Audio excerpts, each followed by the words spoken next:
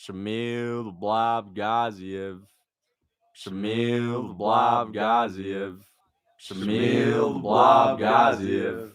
Shamil the Blob Gaziev. Shamil the Blob Gaziev. Shamil the Blob Gaziev. Shamil the Blob Gaziev. You still haven't uploaded the Shakur Stevenson breakdown on your boxing channel. What's the big holdup? The holdup is that I'm trying to get into contact with his coach, Big L. Big L, if you guys don't know, is Shakur Stevenson's coach, his footwork coach. And I'm trying to get a short segment interview, a 3-minute interview for the hour breakdown where he kind of walks us through the mindset of a light on his feet athlete. So right now we're just waiting on Big L to get back to me so that we can do the interview for the breakdown. So until he gets back to me, we'll set it up, do a 3-minute interview. We'll put it in and then we'll upload it. But everything else is uploaded. The rapper. No, it's Big L. It's the rapper's cousin, Big L. He's a trainer of Shakur Stevenson. He's his footwork trainer. No one takes you MMA YouTubers serious. You know that, right? Yeah, dude. Yeah, such a serious game we're in. Talking about MMA, such a serious game we're in. Unless you're just making fun of us in general, like the whole lot of people that cover MMA. Then I'm like, okay, I can't disagree with you because you can call us silly. Like we're focusing on a sport. You guys are focusing on the breadcrumbs and the circuses. Then you're like, okay, you're right, dude. Then okay, I understand. But if you're like saying that as someone that likes MMA and follows MMA content and listens to other people commentate on the sport, then I think you're silly. If he's a breadcrumbs and circus type of guy, then I'm like, all right, dude, I can't even argue with that. We're breaking down sport. Okay, fair enough. You can call us silly.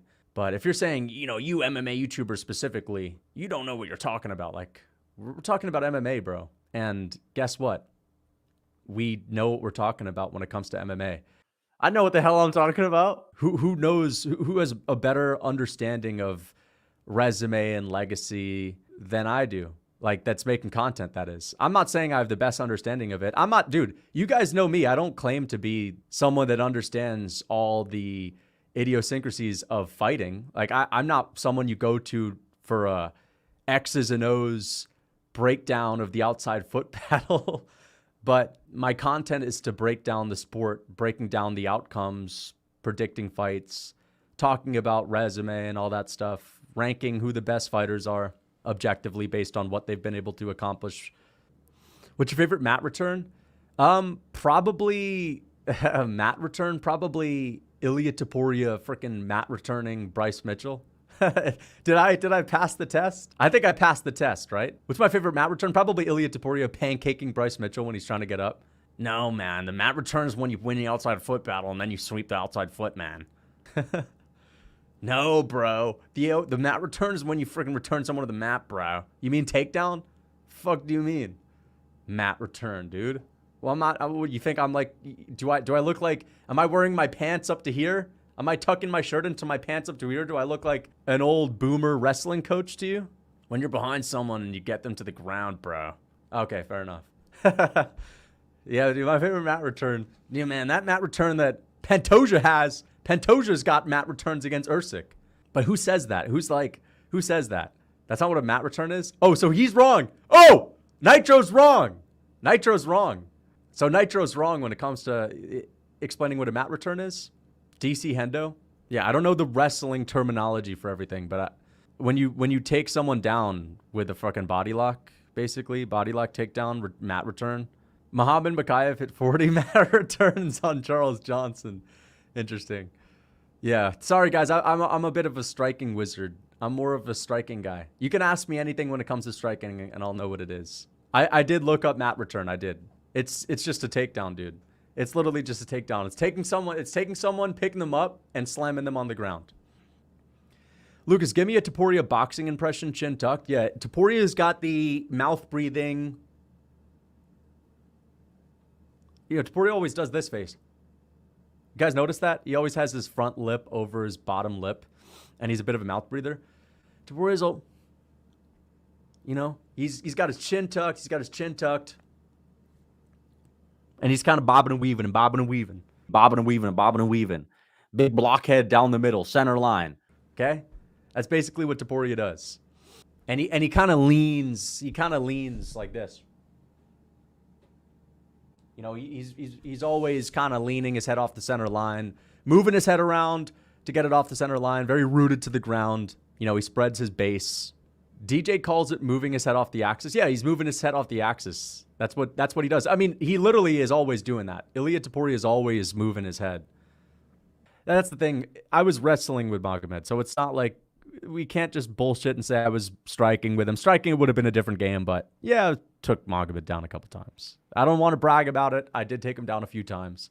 Listen, it happened in the gym. It is what it is. I'd probably out wrestled a bunch of fighters that day, but you don't see me bragging about it. Lucas Matt returned yeah, I did Matt return him once. I Matt returned brother once. I said, brother, what do you say about this, brother? I just took you down, brother. Magomed said, and I said, yeah, let's get it. You know, and then I freaking took him down again. And then Magomed, he got me down after that. Fair enough. But I actually had 2 takedowns in a row. He said, I said, yo, Magomed, you crazy, brother? You crazy, brother? His coach was translating in between rounds. His coach was, yeah. His coach was freaking clapping. Magomed was saying. He was freaking tired, dude. Magomed was tired, bro. Magomed was tired. I mean, trust me, I've got pop. I've got power. I'm not a casual. I know how to fight, but just saying, man. Some people that are good enough to win. Could you beat Guru in a fight? I could obviously beat MMA Guru. I mean, the guy's out of shape, you know. Of course I could beat him in a fight. Come on. Dude, I freaking run, man. I run, bro. And I did 2 years of rusty kickboxing, and I work out, man. I lift weights, bro.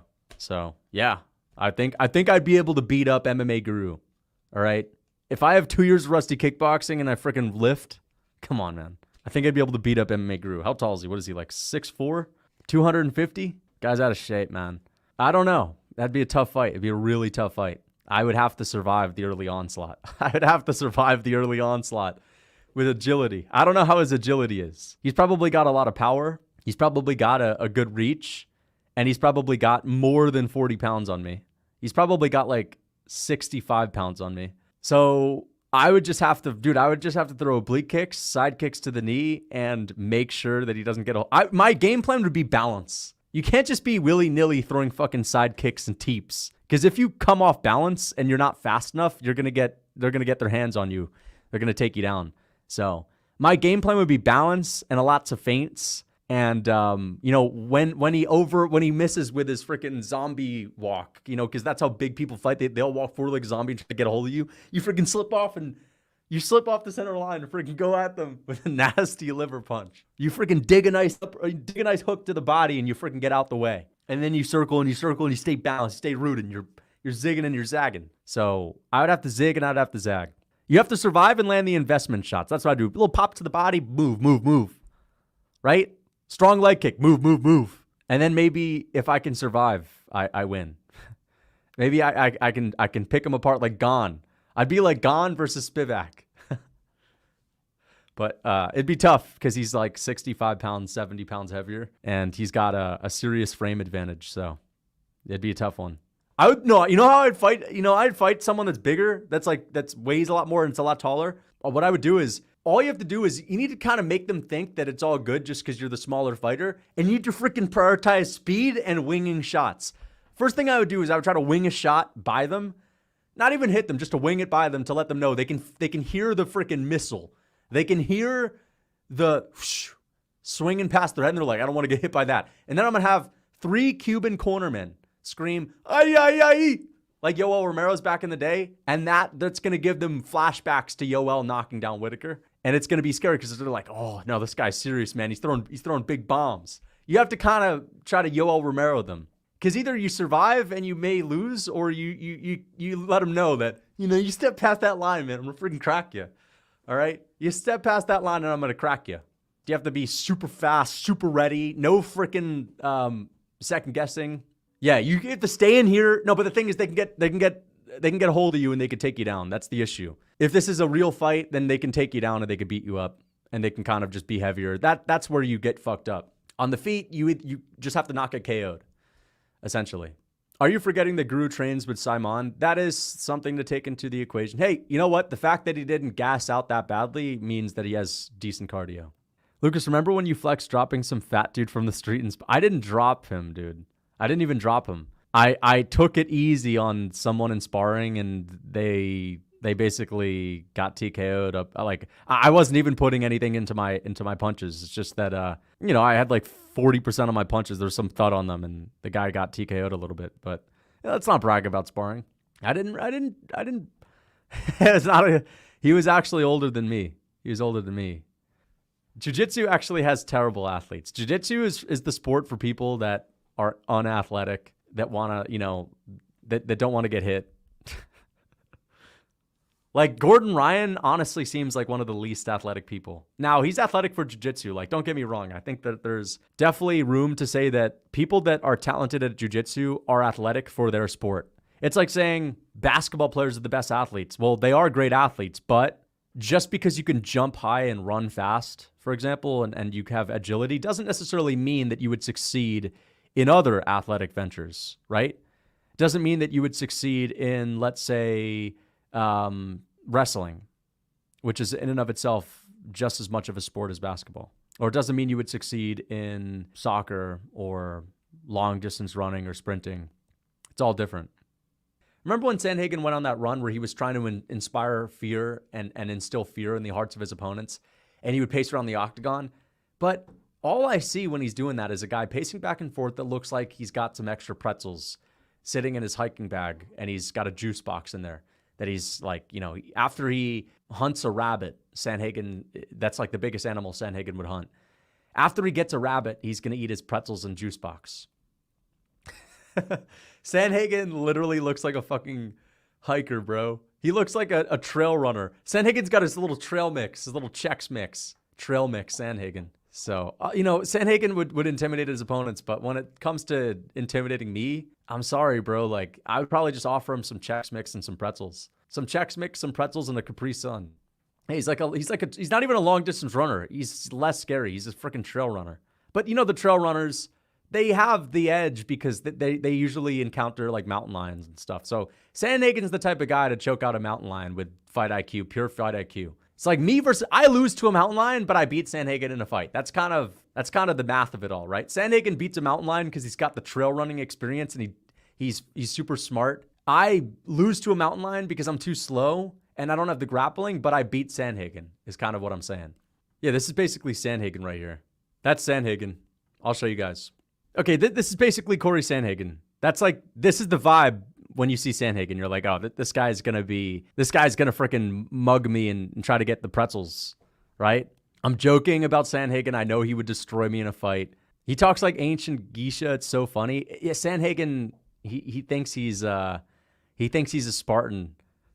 he's like, Sandhagen is the freaking Spartan that be cast out of society because he's a pipsqueak. I'm joking. Sandhagen's the Spartan that gets kicked out because he's too skinny. I'm joking though. Sandhagen would fuck me up in a fight. I'm joking. Sandhagen would fuck me up in a fight, and he is a badass. All right, he's one of the best fighters on the planet. I'm just joking around about his trail running build. Do you think Sandhagen has figured out the method for beating Umar? I do think he has. Listen, I don't know what beakers and test tubes he has had and freaking collected. I don't know what samples he's collected, but I just think on the night of the fight, Sandhagen's little freaking bips and bops and Sandhagen's, nuts and bolts in his mind aren't going to freaking help him with the mountain autism grip of Umar Nurmagomedov. I think Umar Nurmagomedov's autistic mountain strength is going to get the better of Corey Sandhagen's brain free, whatever. What did Jimmy Neutron have back in the day? Jimmy Neutron had like brain freeze, whatever it would be when he would have a genius moment. Sandhagen's gonna have one of those moments, but it's gonna be shut down. Once Sandhagen figures out how to crack the code, he's gonna be belly down on the canvas with Umar Nurmagomedov with a freaking body lock, punching him in the face.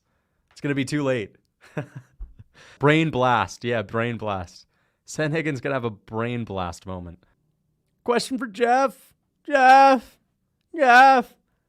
What are the odds that you go in the cage this week and try to get a victory, Jeff? I think they're good odds, man, and just happy to be here and showing up, put on a good fight. Thank you, Jeff. Much for Sadiq. Sadiq, how would you like to be the star of UFC 300?